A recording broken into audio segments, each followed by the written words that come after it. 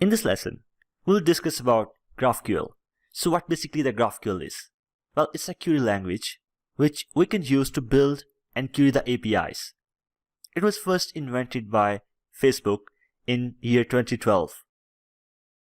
And the purpose of this invention is to help Facebook to overcome the complex kind of data fetching challenges that were arising in their Facebook mobile application.